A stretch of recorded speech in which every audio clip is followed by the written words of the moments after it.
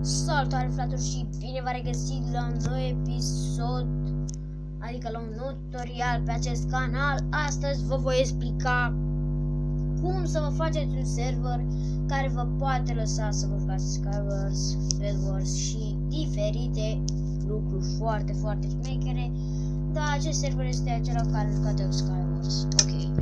Deci este foarte simplu. Eu am deja acest server, ok, mi-am pus eu Skywars, nu se numește Skywars, deci trebuie aici unde scrie add friend. Are aici o chestie.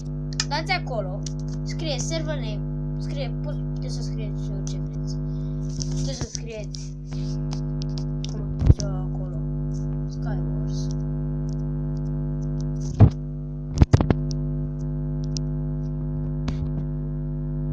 Trecem mai departe. Server address. Aici trebuie să scrieți cum scrie aici. Trebuie să scrieți după cum vedeți aici. Aici este swlbsg.net. Deci trebuie să scrieți așa.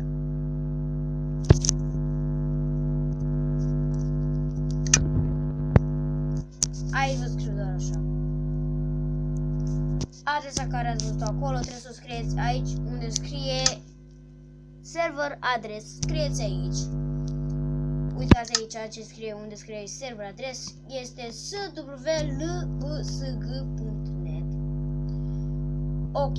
Și apoi portul este acesta 19132 și dați save. Dați save, apoi o să vă arate cum mi-a apărut mie aici. Dați pe el și pur și simplu vă bagă. Ok, fraților, și cam acest tutorial. Noi ne vom vedea data viitoare și bye bye!